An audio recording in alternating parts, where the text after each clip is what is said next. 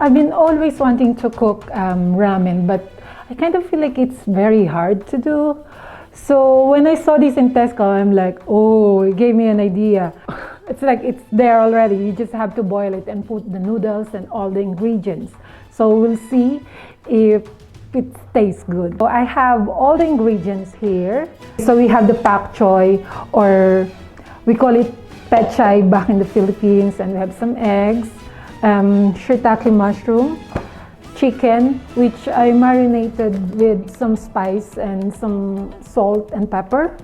We have the ramen here, fresh ramen, and then the tofu, our broth, and some spring onions, and the shiitake, what do you call this, sushi wrapper, and we have some beef slice and carrots, and we have our sesame seeds, which are actually toasted already. Now that we all have the ingredients, let's start. And we have our little helper here, Kian, who likes helping Mama, and he's going to do the carrots. So Kian, you just have to do it like that. Okay, Anak? Do you think you can do that? Can you? Oh. Give me one. Thank you. Now we're going to do the shiitake mushroom. We're going to cut them.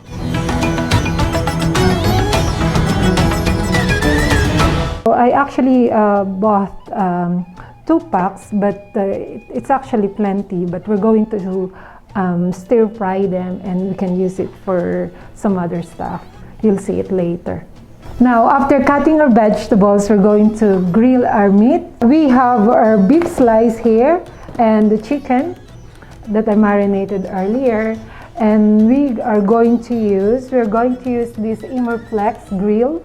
We actually bought this in the Philippines. It's actually preheated now. So we're going to put the chicken.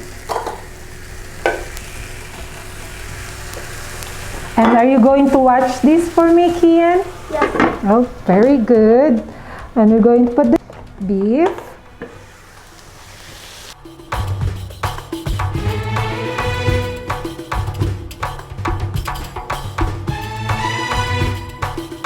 So while we're cooking the chicken and the beef in there, we're going to cook our vegetables and the eggs.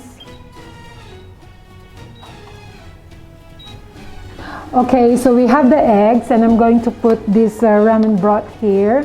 We'll just get it ready. So we're going to slowly heat our ramen broth, so it'll be ready in time. We're going to stir fry our vegetables. We'll check first if our pan is hot. Yeah. So we're going to use small bit of sesame oil.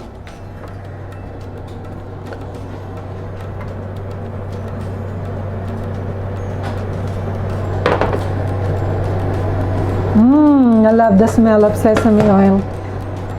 I think we'll use this first. Only for a few minutes, like 3 minutes.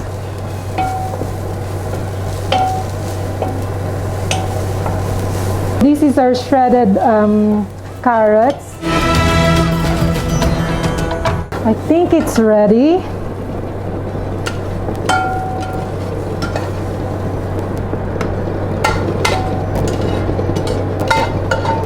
So with the same pan, we're going to cook our mushroom. Gonna put some oil again, our sesame oil, and the mushroom and our mushroom.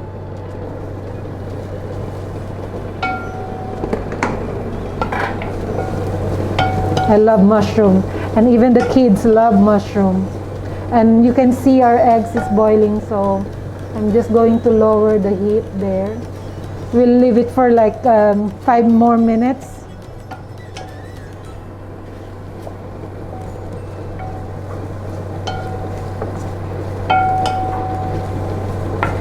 Now it's time to check our chicken. Now we're going to check our chicken. Smells nice. Oh, can you smell it, Kian? Yeah. And our beef getting ready. With chicken, we'll make sure that it's really cooked. You know, we don't want to be sick. And I actually love the meat a bit toasted. So we'll leave it for a few more minutes. So our mushroom looks ready. Going to turn that off.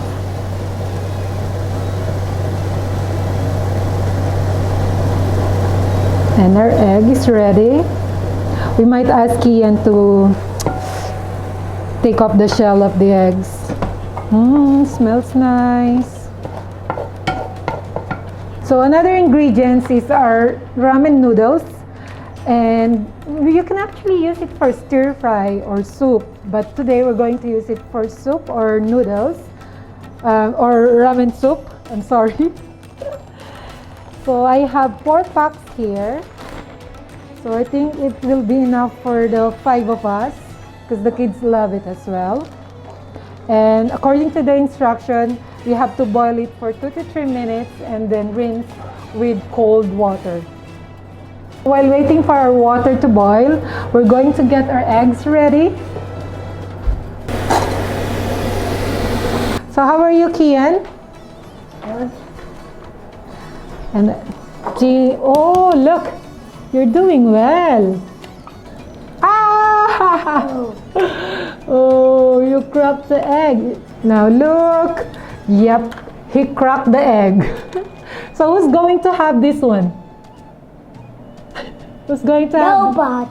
Nobody? That's gonna be yours. No? Now, I think our water is ready. So I'm going to open all these noodles. So we have 4 packs of noodles there. I hope they're enough for the 5 of us. Now, 3 minutes is done.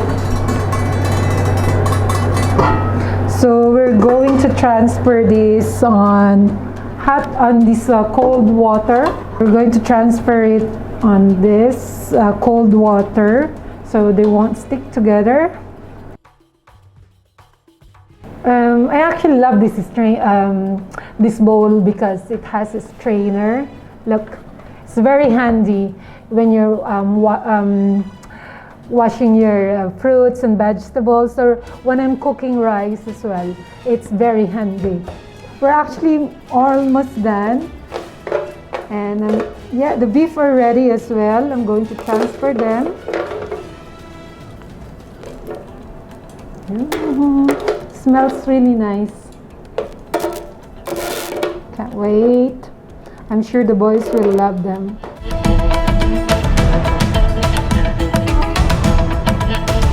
Guys, we're almost ready. So we're going to cut our tofu. I actually bought them in Tesco as well, but you can get them on every Asian store. This is our tofu, and it's very high in protein, which is good for you. So we're going to cut it small pieces.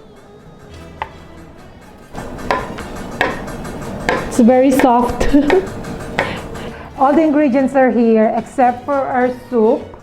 We'll leave it there because we want it really hot. So our pak choy, our tofu, our noodles, egg noodles, or ramen. Actually, it's ramen noodles. And then our stir-fry carrots, our mushroom, our spring onions, and our chicken and beef, eggs, and our sesame.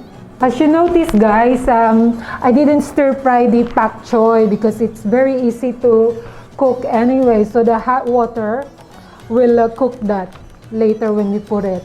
We're going to put some seaweed. I'm going to cut it because it looks really big. Yeah. Now we're going to put the noodles.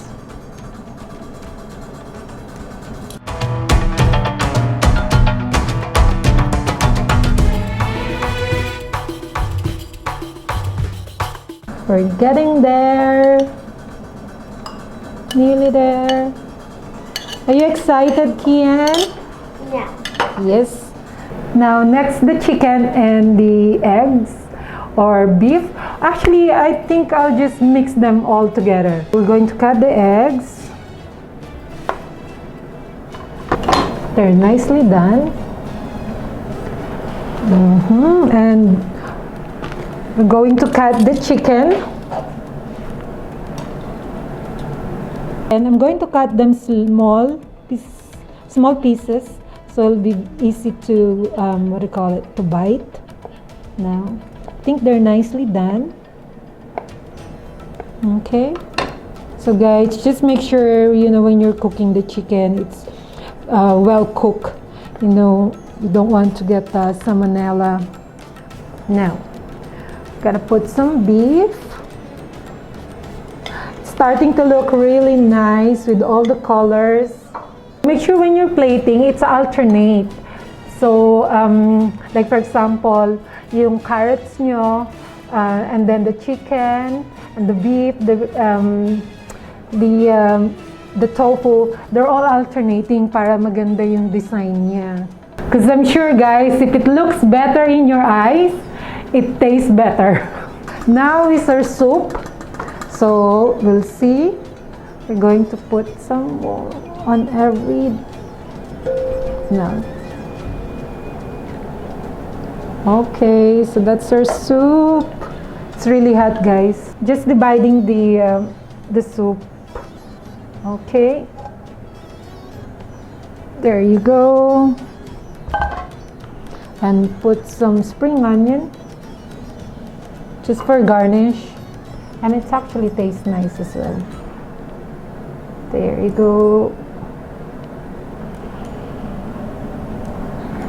I think that's it. Now that the hard work is done, presenting to you the ramen, okay, by Mrs. K.